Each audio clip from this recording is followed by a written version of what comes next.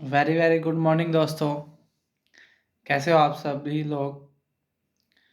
आज आपकी संडे की दिन की शुरुआत होगी मुल्क राज आनंद जी के द्वारा लिखी गई एक कहानी से। इस कहानी का टाइटल है द लॉस्ट चाइल्ड। जब तक आप उठोगे और संडे की सुबह में, तब तक आप तक ये कहानी पहुंच चुकी होगी। तो दोस्तों, एक गांव में हर वर्ष एक मेला लगता था और उस मेले का लोगों में बहुत क्रेज था। लोग साल भर उस मेले का वेट करते थे। उसी गांव में एक मध्यम वर्गीय या निम्न मध्यम वर्गीय फैमिली रहती थी, जिनका एक बच्चा था।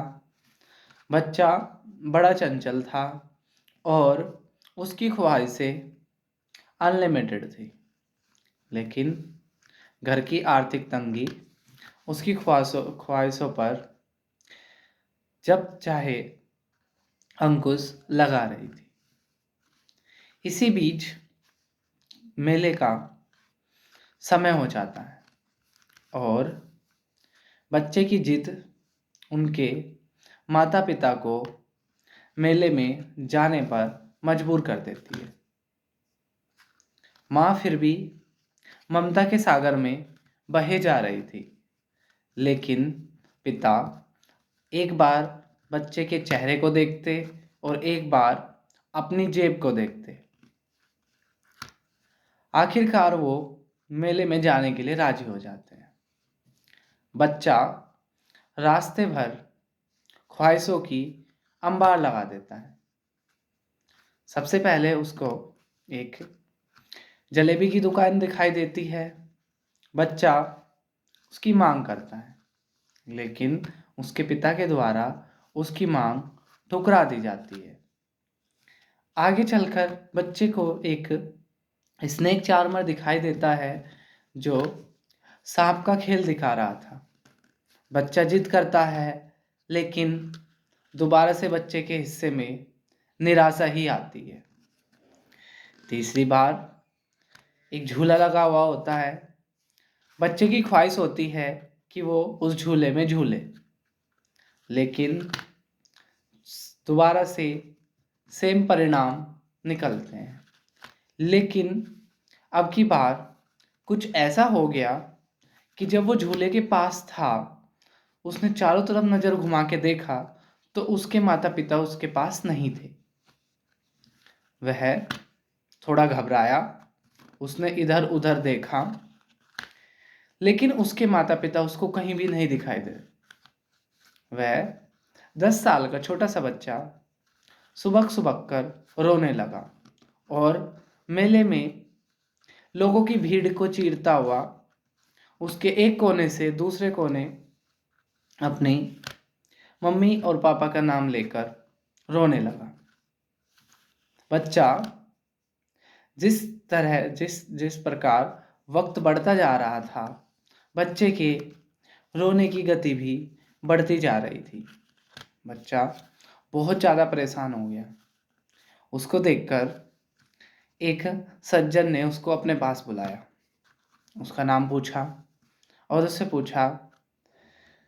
अब वो सज्जन कि बच्चे का मन बहक जाए, उसको मिठाई की दुकान पर लेके गए और उससे पूछा, मिठाई खाओगे? बच्चे ने कहा कि मुझे कुछ नहीं चाहिए, सिर्फ मेरे माता पिता चाहिए। सज्जन थोड़े धैर्यवान व्यक्ति थे। उन्होंने बच्चे को और बहलाने फुसलाने की कोशिश की और फिर उसको सांप के दिखाने वाले के पास लेके गए और कहा, देखो कितना अच्छा खेल दिखाया जा रहा है। बच्चे का मन अभी भी अपने माता पिता पर अटका था और वो रो रो कर कह रहा था, मुझे सिर्फ मेरे माता पिता चाहिए।